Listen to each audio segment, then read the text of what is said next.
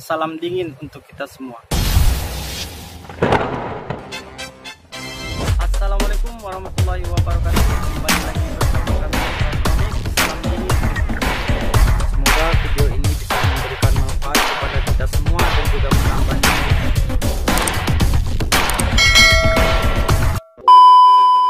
Dan di video kali ini kita akan mencoba untuk membongkar AC, mengetahui isi dalam AC baik itu indoor maupun outdoornya. Bagaimanakah, apa saja komponen-komponen di dalamnya, dan bagaimana sistem kerjanya, dan bagaimana fungsi-fungsi dari setiap komponen itu, bagaimana apakah pengaruhnya bagi AC tersebut, dan bagaimana cara AC tersebut bisa menjadi dingin dan bisa mendinginkan sebuah ruangan. Langsung saja kita ke videonya. Cek. Ya, jadi inilah AC yang akan kita bongkar nantinya, dan akan kita lihat isi dalamnya, apa saja komponen-komponen yang ada di dalamnya. Kita awali dengan membuka bagian indoornya terlebih dahulu ya. Yang pertama kita buka dulu bagian covernya. Dan inilah bagian covernya, dan bagian dalamnya sudah terlihat ya. Kemudian di cover ini ada sensor remote. Kebetulan AC yang kita bongkar ini adalah AC yang bermerekkan LG. Jadi sensor remote-nya terpisah dengan PCB-nya ya. Kita buka sensor remote-nya.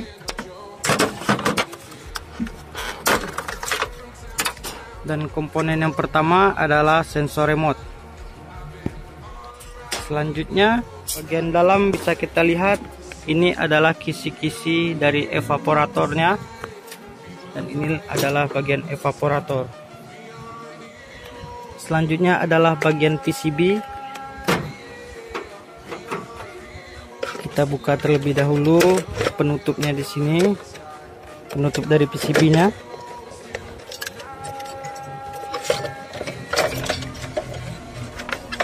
Dan kemudian kita menjumpai di sini ada PCB-nya. Kita buka juga kabel-kabelnya semua. Dan selanjutnya di sini ada PCB.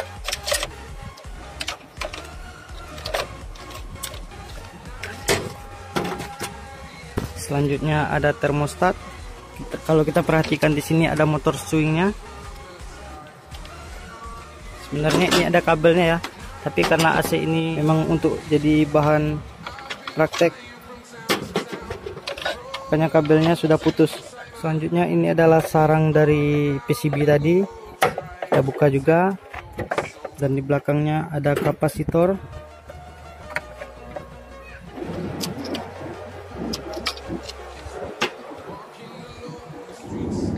Selanjutnya ini adalah penutup dari motor fan indoornya. Kita lepaskan dulu talang drainnya, talang airnya. Dan kemudian kita lepaskan penutup dari motor fan-nya. Selanjutnya di sini ada baut penahan dari motor fan-nya tadi menuju ke blower. Jadi kita lepaskan dulu baut ini. Tidak perlu sampai habis, tetapi cukup kita kendorkan saja. Lalu kita keluarkan dan lepaskan juga kabel bodinya ya. Kabel bodi dari motor fan ini. Dan setelah itu di sini ada blowernya. Dan inilah komponen-komponen yang ada di dalam sebuah indoor AC ya. Yang pertama ada PCB. Yang kedua ada sensor remote. Yang ketiga ada motor swingnya. Yang keempat ada termostat. Yang kelima adalah kapasitor fan. Dan yang keenam adalah motor fan indoornya. Jadi inilah komponen-komponen utamanya dalam sebuah indoor AC. Dan kemudian dilengkapi dengan evaporator dan juga talang drain airnya. Dan yang terakhir adalah cover indoornya.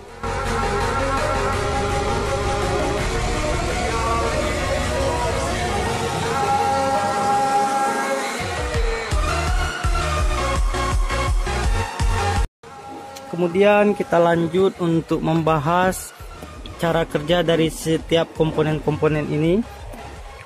Yang pertama adalah evaporator.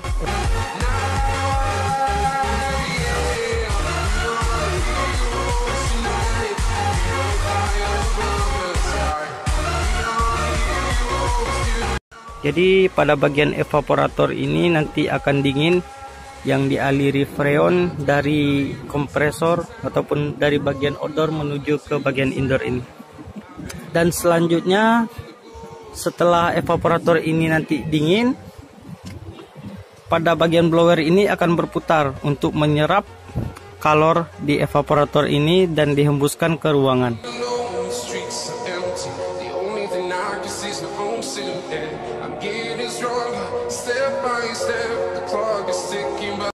Dan blower ini diputar oleh motor fan ini.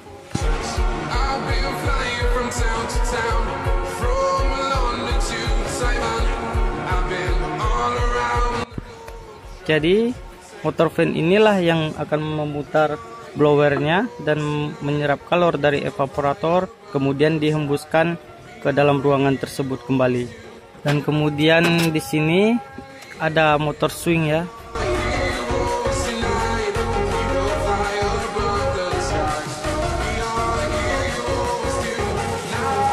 Jadi motor swing ini berfungsi untuk mengatur arah angin, bisa naik dan bisa turun.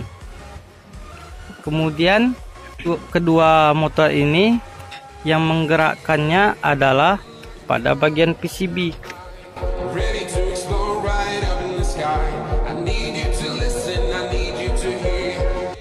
PCB inilah yang mengatur keseluruhan kerja dari air conditioner ataupun AC tersebut. Jadi PCB inilah induknya ataupun otaknya yang mengatur setiap gerak dari AC tersebut yang diperintahkan oleh sensor remote.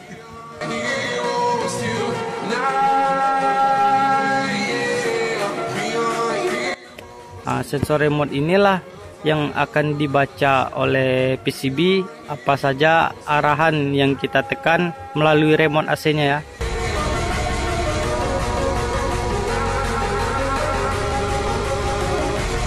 Setelah remote AC kita tekan, lalu sinyalnya ditangkap oleh sensor remote ini, kemudian akan diproses ke dalam PCB dan selanjutnya akan dikerjakan oleh masing-masing komponen pada AC tersebut. Dan kemudian di sini ada kapasitor.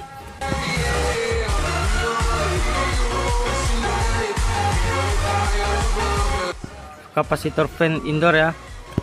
Kapasitor motor fan indoor yang berfungsi untuk mengatur kerja dari motor fan indoor ini sendiri. Jadi apabila tidak ada kapasitor ini, maka motor ini tidak akan bisa hidup.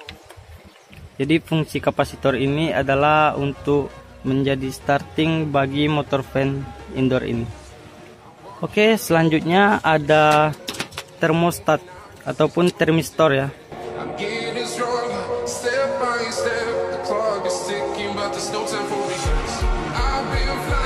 Jadi termis ini berfungsi untuk memberikan sinyal kepada bagian unit outdoor apakah di ruangan tersebut suhu yang kita minta, yang kita setel pada bagian remote sudah tercapai ataupun belum. Misalnya kita membuat suhu remote 20 derajat Celcius, maka apabila suhu di dalam ruangan tersebut belum mencapai 20 derajat Celcius, dan inilah yang akan membaca nantinya. Selanjutnya dia akan memberikan sinyal kepada PCB, dan bagian PCB ini akan mengatur kerja dari kompresor ataupun bagian outdoornya nanti, karena di dalam ruangan masih terasa panas. Jika masih terasa panas, maka relay pada bagian PCB ini setelah diproses menuju relay inilah yang akan menghidupkan bagian outdoor. Selanjutnya kompresor akan hidup, dan ketika kompresor hidup maka ruangan akan menjadi dingin. Selanjutnya apabila ruangan tersebut sudah mencapai dingin ataupun mencapai suhu yang kita buat pada remote tersebut, maka termistor ini juga yang akan mematikan kembali unit outdoornya nanti. Dan itulah fungsi dari komponen-komponen pada bagian indoor ini ya.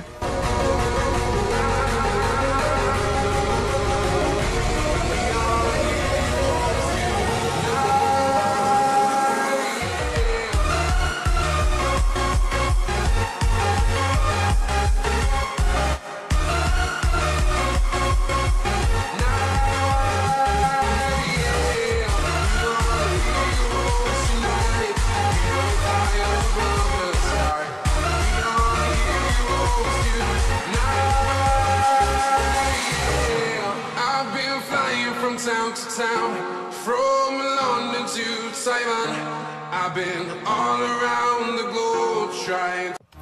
Dan itulah penjelasan dari setiap komponen-komponen yang ada di dalam unit indoor. Mungkin apabila penjelasannya ada yang kurang jelas ataupun ada yang terlewatkan, bisa ditanyakan di kolom komentar ya. Kemudian kita akan melanjutkan membongkar bagian unit outdoornya. Kita lihat isi di dalamnya dan apa saja komponen yang ada di dalam unit outdoor ini. Dan inilah bagian outdoornya, langsung kita bongkar saja seperti biasa. Kita bongkar dulu covernya, baru kita bisa melihat isi di dalamnya. Ya, untuk membuka cover outdoor ini cukup kita perhatikan posisi baut-bautnya dan kita lepaskan semua baut-bautnya yang ada di samping, di depan, di belakang, samping kiri ataupun samping kanannya. Setelah semua bautnya terbuka, langsung kita angkat saja dan cover outdoornya sudah terbuka. Dan inilah penampakan dalam pada bagian outdoor AC ini. Selanjutnya kita akan bedah satu persatu dan kita akan pelajari bagaimana sistem kerja dari sebuah unit outdoor ini. Yang pertama di sini ada motor fan outdoor dan juga disertai dengan blower.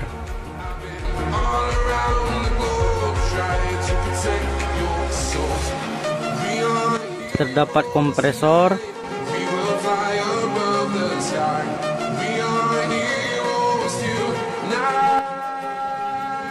dan juga kapasitor.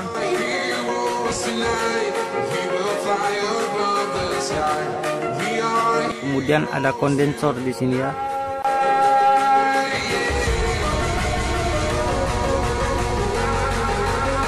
Pada sebagian AC biasanya disertai dengan overload pada bagian kompresor yang berfungsi sebagai pengaman ataupun sebagai pembatas arus. Ketika kompresor sudah panas, maka arus yang menuju ke bagian kompresor akan terputus. Tetapi pada bagian AC ini kebetulan ini adalah AC LG yang kita bongkar. Kapasitasnya 2 PK ya, 18.000 BTU. Bisa dilihat di sini. Dia tidak memiliki overload. Jadi komponennya hanya ini saja, dan kapasitor yang digunakan adalah kapasitor berjeniskan kaki 3. Jadi kapasitornya kakinya 3, dan kapasitor ini juga memiliki 2 fungsi ya. Yang pertama adalah untuk kompresor dan yang kedua adalah untuk motor fan. Kemudian fungsi kapasitor di sini adalah untuk proses running dari kompresor. Yang pertama ada kompresor, yang kedua motor fan. Apabila kapasitor ini tidak ada, maka kompresor dan motor fan-nya juga tidak bisa hidup ya. Dan setelah kita bongkar semua tadi ya, tinggal 3 komponen yang ada di dalam ini, yaitu pertama kompresor, motor fan, dan juga kondensor. Dan sebenarnya ada satu komponen utama lagi di sini ya, yang dimana komponen ini sebenarnya juga sangat penting, dan inilah komponen yang bisa dibilang sangat penting ya dalam sebuah AC, yang sering terlewatkan pembahasannya oleh banyak orang. Apakah itu? Yaitu adalah pipa kapiler.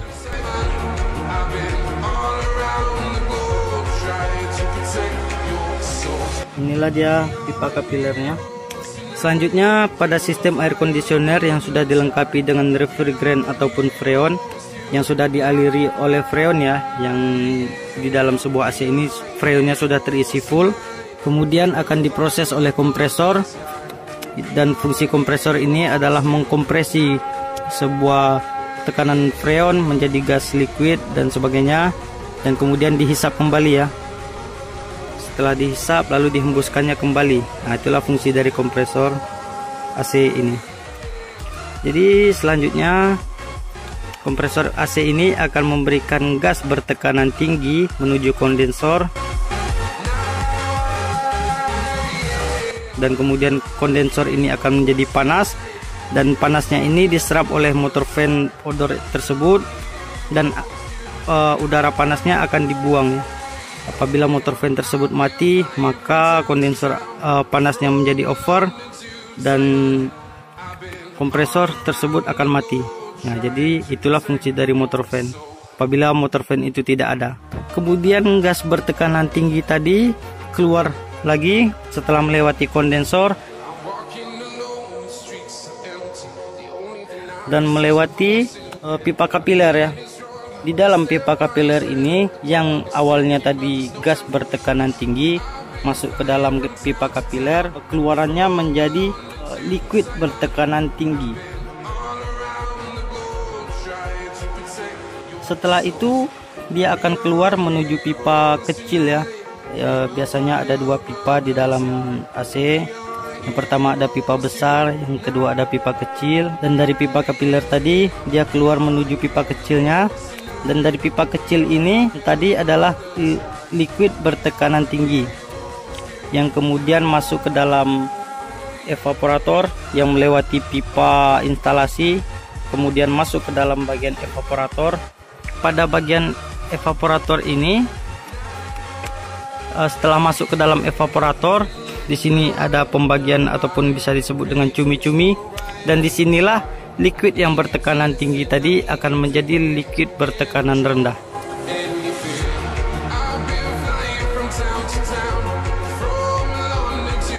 Makanya evaporatornya bisa menjadi dingin, dan setelah evaporator ini dingin, dinginnya diserap oleh motor fan bagian indoor tadi, dan kemudian udara yang dikeluarkan melalui motor fan ataupun blower pada bagian indoor ini akan menjadi dingin. Dan selanjutnya setelah evaporator ini dingin, freon yang melewati evaporator ini tadi selanjutnya akan kembali menuju pipa instalasi dan masuk kembali ke bagian pipa besar dari bagian odor ini ya, yang wujudnya akan berubah lagi. Dari evaporator tadi wujudnya liquid bertekanan rendah, kemudian menjadi gas bertekanan rendah. Setelah keluar dari evaporator, maka wujud freon tadi akan berubah menjadi gas bertekanan rendah. Kemudian masuk kembali ke dalam kompresor. Dan seperti itulah siklusnya proses pertukaran wujud dan juga proses aliran freonnya ya, dalam bahasa yang saya kira mudah untuk kita pahami. Ya, saya kira cukup sekian dulu video kita kali ini tentang cara kerja dan mengenal seluruh komponen yang ada di dalam AC standar ya. Dari mulai bagian indoor sampai bagian outdoornya sudah kita jelaskan semua. Itulah tadi cara kerja dalam sebuah air conditioner dan juga pengenalan komponen yang ada di dalam AC tersebut. Jadi begitulah cara kerja dari setiap komponen-komponen AC tersebut sehingga membuat ruangan menjadi dingin. Mungkin di dalam penjelasan ataupun bahasa yang saya gunakan kurang jelas ataupun ada yang masih ragu dan yang perlu dipertanyakan, silahkan tanyakan di kolom komentar ya. Semoga video ini bisa memberikan manfaat kepada kita semua dan juga menambah ilmu serta wawasan kita di dalam air conditioner. Dan terima kasih telah menonton video ini sampai habis. Salam dingin untuk kita semua. Akhir kata, assalamualaikum warahmatullahi wabarakatuh. Sampai jumpa di video-video berikutnya.